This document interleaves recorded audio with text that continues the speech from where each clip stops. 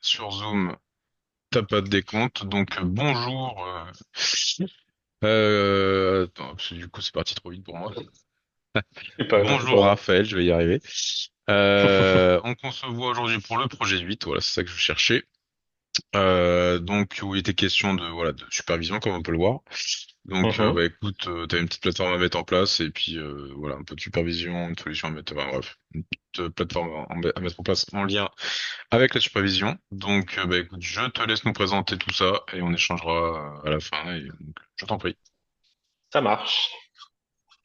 Alors bonjour. Alors pour commencer, je vais commencer par une petite présentation pour revenir sur le projet et sur ce qui a été demandé et sur ce Ouais. qu'on a mis en place. Donc c'était sur superviser le SI d'une entreprise, donc avec Nagios, R6log. Mhm. Donc le contexte, la société Média Santé a besoin de mettre en place des sondes pour vérifier le fonctionnement du site web de l'entreprise. Le site tourne sur un Debian, un LAMP ainsi qu'un WordPress. Pour l'heure, il y a uniquement une page de test. Donc Nagios, qu'est-ce que c'est? Nagios, c'est un logiciel de surveillance d'un système et enfin, de réseau et de système qui permet de surveiller les ressources informatiques, serveurs, services réseau, applications, etc. et d'alerter les administrateurs lorsque des problèmes sont détectés ou que certaines conditions sont atteintes, comme dans notre cas avec la RAM dépassée, etc. Mhm. Ça, ça peut faire des alertes en cas de problème. Il peut envoyer via email, SMS ou d'autres moyens configurables. Et il est extensible grâce à son architecture modulaire. Nagios peut être étendu à des plugins, ce qui permet de surveiller quasiment tout ce que vous pouvez imaginer sur un serveur ou un ordinateur. Donc, R6log, qu'est-ce que c'est? R6log est un daemon, donc un service qui tourne en tâche de fond, pour la gestion des logs sur les systèmes Unix et Linux. Il est utilisé pour collecter, filtrer, et stocker et transférer les messages de log des applications et du système d'exploitation. Il a une collecte centralisée des logs. R6log peut agréger des logs de plusieurs serveurs en un seul endroit, facilitant ainsi la gestion de l'analyse. Donc, dans notre cas, on ira voir tout à l'heure dans le fichier R6log, je vais spécifier que tous les logs de mon serveur WordPress soient renvoyés vers mon serveur Nagios. On peut Ok. faire du filtrage, mais là, c'était pas demandé dans le projet, donc moi j'ai balancé tout. Ouais. Il peut y avoir un filtrage et un routage. Les messages logs peuvent être filtrés en fonction des règles définies et routés vers différents fichiers, bases de données ou autres systèmes. Si on veut tout centraliser et nommer dans certains fichiers pour dire que les logs d'une machine arrivent dans un fichier, etc., on peut le faire sans problème. Mhm. Et il est extensible, R6log est hautement extensible grâce à des modules permettant l'ajout de fonctionnalités supplémentaires comme l'envoi de logs vers des bases de données ou des systèmes de monitoring. Ok. Ça pourrait être le cas avec Zabbix, je crois que c'est ce genre de choses que ça pourrait utiliser. Tout à fait. Donc dans ce projet, R6log va être utilisé en, si je me trompe pas, en TCP ou UDP. Donc Mhm. ça, c'est pas un protocole qui est sécurisé dans notre cas. On pourrait augmenter la sécurisation, je crois que c'est TLS ou TLS, oui, je crois, avec un échange de clés pour pour chiffrer les données, ou bien, dans un deuxième cas, utiliser un VPN sur les deux machines, ce qui permettrait de sécuriser l'envoi des données, parce que là, à l'heure actuelle, si quelqu'un se met au milieu, il verra tous les logs qui sont envoyés, ce qui est pas génial. Donc, Nagios et R6log jouent des rôles complémentaires dans la gestion des systèmes d'informatique. Nagios excelle dans la surveillance active des services et des systèmes, déclenchant des alertes en cas de problème, tandis que R6log se concentre sur la collecte, le traitement et la centralisation des logs, facilitant l'analyse post-événement. Utilisés ensemble, ils fournissent une vue d'ensemble robuste de l'état de l'infrastructure informatique et des événements qui s'y produisent. Donc ça, c'était pour la présentation. Mhm. Donc, voilà mon Nagios. Donc, en sonde, on a le load, donc la charge de la RAM, le nombre d'users connectés, la présence, enfin le fonctionnement de l'HTTP donc avec Apache, le ping de la machine, partition. Bon, enfin, ça c'est pour tout ce qui est sur Nagios. Et ce qui nous Ouais. intéresse plus, c'est donc pour le serveur WordPress. Donc il y en a deux qui sont identiques, c'est le HTTP index 1 et le check HTTP. Donc c'est les deux mêmes, c'est juste pour checker la présence de la page d'index. Ouais. Mais je les ai désactivés dans Nagios, mais il n'a pas voulu le prendre en compte. Donc il y en a deux, mais c'est les mêmes. Donc il y a le chargement de la RAM, du processeur, pardon, le chargement du disque, le nombre d'utilisateurs connectés, la base de données MariaDB, est-ce qu'elle tourne bien, la RAM qui est ici, le statut d'Apache, et celui-là qui n'était pas demandé, mais c'est juste la mise à jour de WordPress, enfin le versionnage de WordPress, vu qu'il n'y a aucune mise à jour qui a été faite dessus, bon, forcément, il est en critique. Donc si on va, juste que je monte ça aussi. Donc hop, je me connecte juste à ça. Donc le site de Média Santé, qui me connecte. Et voilà. Donc ça, c'est le WordPress de Média Santé. Donc juste une page d'exemple d'un WordPress tout à fait basique. Hop. Donc pour les logs, je suis où? Oui. Donc ça, c'est les logs de mon serveur WordPress. Donc j'ai dit dans le fichier de R6log que tous les logs devaient être envoyés vers ce fichier-là. Donc dans un fichier que j'ai créé moi, donc WordPress Server. Et du coup, tous les logs se retrouvent à l'intérieur. Donc si on fait un nano de 6 logs, hop, on a du coup tous les logs de la machine qui remontent, d'où le fait qu'il y en ait 21 000. Donc la filtration est quand même plus que nécessaire dans ce genre de projet. Tout à fait. Par exemple, ça pourrait être une connexion SSH pour vérifier que personne n'essaye de se connecter à distance. Ça peut être des programmes qui sont pas prévus. Là, le fait de mettre tout, de mettre juste Oped, Closed ou des choses comme ça, c'est pas très intéressant et ça fait des lignes inutiles quand on cherche les problèmes. C'est pas ce qu'il y a de mieux. Donc ça, c'est pour mon WordPress. Si je vais sur mon Nagios, non. Hop, attendez, je reprends ma petite feuille. Pouf. Alors, donc on va aller dans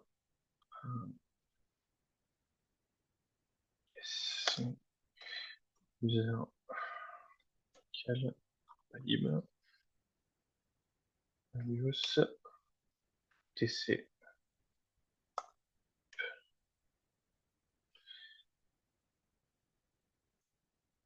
Je suis pas sur le bon. Si je vais sur le bon, ça serait peut-être beaucoup mieux. H, user local, Nagios, ETC. Voilà. CD serveur ls. Donc si on fait un nano WordPress server.cfg. Donc là, on a toutes les sondes NRPE qui sont mises en place sur notre serveur Nagios, mais pour communiquer en NRPE. Mhm. Donc on a le user qui est là, le load qui est là, le disk usage, le RAM usage, on va descendre. La page d'index, le MariaDB qui run qui passe par le port en TCP 3306 qui est le port de MariaDB. Donc le check NRPE, le deuxième qui est là que je pourrais supprimer après. Hop. Si je me trompe pas, il fallait aussi montrer documentation, je crois que c'est ça. On voit bien le. Ouais, on voit bien. Donc, on nous demandait de faire un document pour la supervision pour les personnes qui bossaient sur ce serveur-là. Donc, on a la sonde numéro 1 qui gère le load, donc qui mesure la charge de processus à intervalles réguliers. Ouais. Donc, avec un paramétrage de sonde avec warning 70 pour la dernière minute, 60 les 5 dernières, 50 pour les 15. Avec un critical à 90 pour la dernière minute, 80 les 5 dernières et 70 les 15. Donc, en cas d'anomalie, donc, on affiche l'utilisation du processus, on affiche la charge du système, on affiche les processus actifs, on stoppe les processus les plus gourmands qui sont pas forcément nécessaires à la marche. Pour la sonde numéro 2, donc HTTP, on vérifie que la page d'index tourne bien. Donc on fait un système statut à page 2 avec un restart à page 2 s'il y a un problème, qui sera exactement la même chose à faire que pour la vérification d'Apache. On fait un statut d'Apache 2 et on fait un restart d'Apache si c'est le problème. Mhm. Et après, on peut faire un config test pour voir s'il n'y a pas une erreur qui s'est glissée, s'il y a eu des modifications qui ont été faites sur le site, etc. Pour la RAM, on va obtenir des informations sur l'utilisation actuelle de la RAM avec free-h. On va trier les processus du plus gourmand en mémoire. On va redémarrer les processus problématiques parce que s'il y a des processus qui tournent depuis trop longtemps, ils peuvent surcharger la RAM à force d'utilisation ou en faisant tourner des démons qui servent pas à grand chose. La 4, c'est avec les sessions. Donc, on va juste vérifier combien de sessions sont actuellement ouvertes et on fera un restart de la machine s'il y a des sections des sessions qui ont mal été fermées par d'autres utilisateurs en forçant la fermeture des sessions. On a un disque usage, donc on va pouvoir, si jamais on voit que des fichiers prennent trop de place, on va pouvoir les IP pour réduire leur place ou prévoir une augmentation de stockage. Donc le web status, c'est la même chose qu'au-dessus avec Apache. Et pour MariaDB, donc on va faire un système status MariaDB et un restart MariaDB pour le redémarrer si le programme a eu un problème, s'il y a une mise à jour qui a posé problème, etc. Donc ça, c'est sur ce qu'il y a à faire. Et du coup, là, on voit tous les indicateurs qui devaient être mis. Ça, c'est le tableau qui était demandé avec. Ouais. Et donc, pour faire plus simple, pour Nagios, pour tester que la sonde marche bien, on va aller sur le serveur WordPress. On va faire un,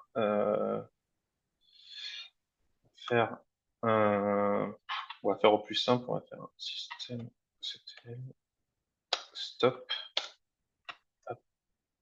page de service. Et on va attendre que ça remonte sur le serveur Nagios. Ça va prendre un peu de temps, une petite minute ou deux, grand max.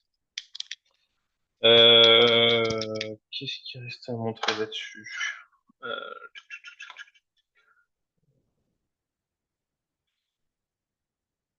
Là-dedans, c'est des petits C, persys-log, non, c'était pas celui-là. No, syslog.conf. Hop.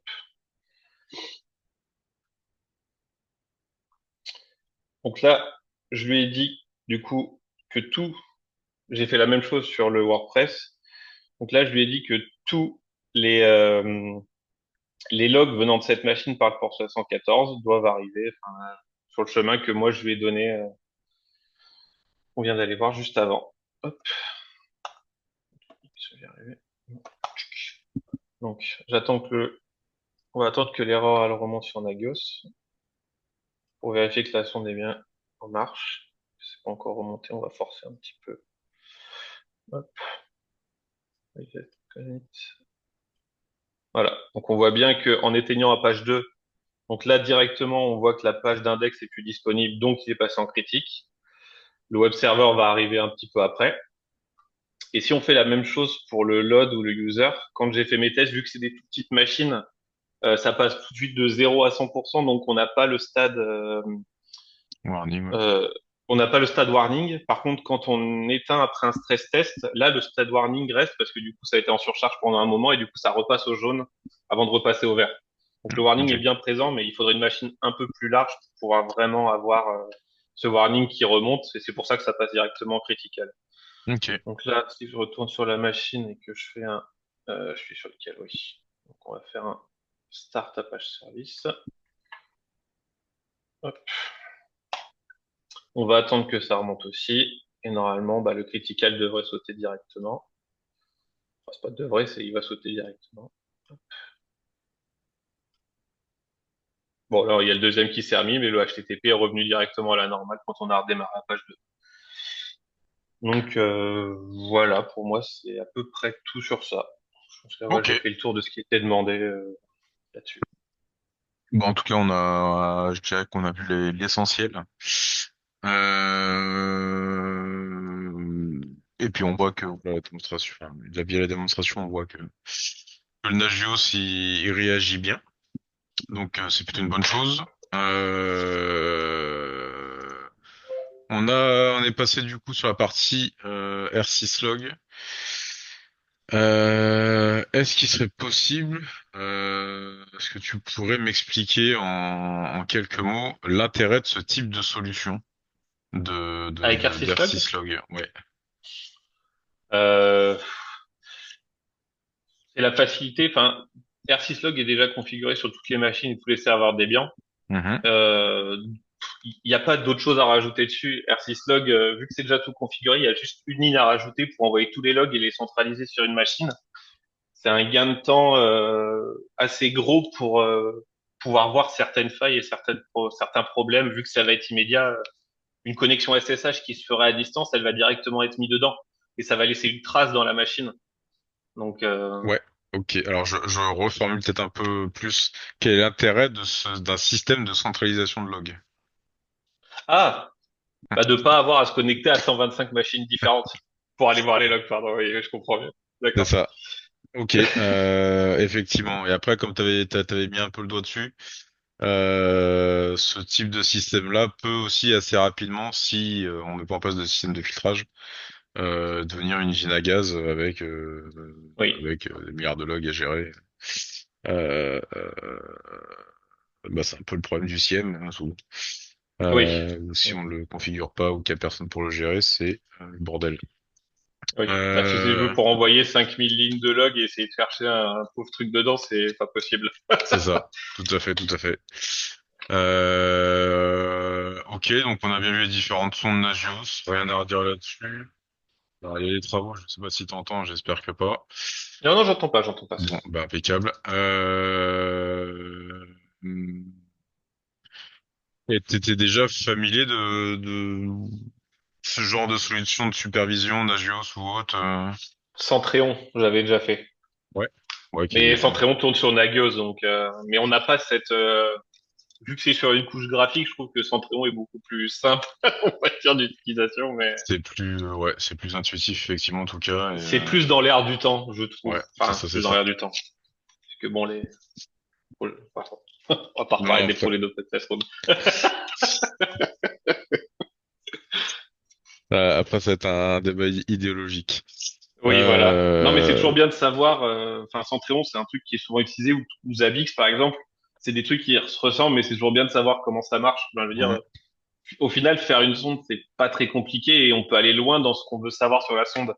ouais, c'est ça. Sur des gros serveurs, c'est plus qu'utile, surtout sur des sites web, enfin, ou des serveurs de base de données, ça peut être plus qu'utile de savoir que notre disque, il arrive à 80% d'utilisation et qu'il faut prévoir le changement la semaine d'après. Enfin, Tout à fait. ça évite d'arriver sur des moments où la machine, elle saute et qu'on se retrouve avec plus rien.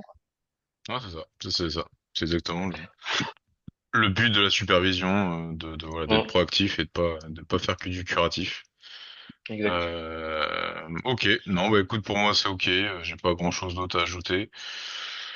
La plateforme est en place, ça fonctionne bien. Bon, voilà, t'as bien compris le principe de la supervision et toutes ces petites choses-là. Donc, bah, écoute, si tu veux ajouter une petite chose avant qu'on passe au débrief, je t'en prie. Sinon, je stoppe. Non, bah, c'est tout bon. Ok, et ben écoute, merci bien. On passe au débrief.